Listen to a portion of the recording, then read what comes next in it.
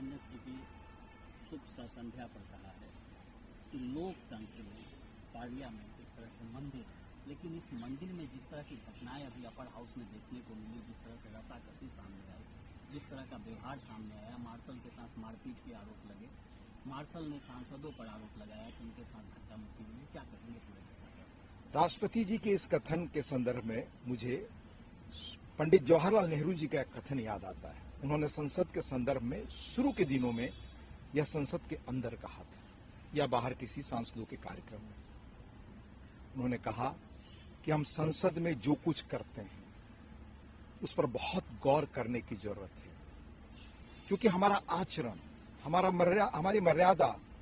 हमारी बातचीत का तौर तरीका यह नीचे पंचायतों तक पहुंचेगा। इसी से लोकतांत्रिक संस्कृति मजबूत होगी। अगर यहां किसी किस्म की इस तरह की चीज होती है तो उसका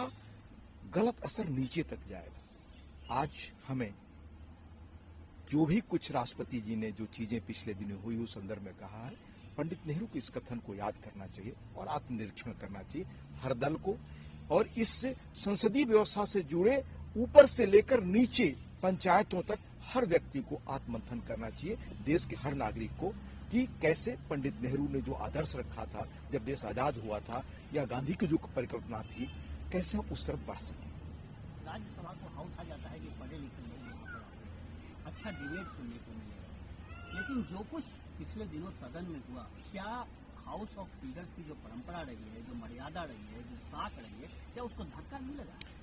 राज्यसभा के गठन के संदर्भ में जब संविधान सभा में बहस हो रही थी, और आप जानते हैं संविधान सभा में एक से एक हमारे ख्यातिनाम, मर्यादित, ज्ञानवान और अपने अपने क्षेत्र के बिल्कुल शिखर के लोग थे।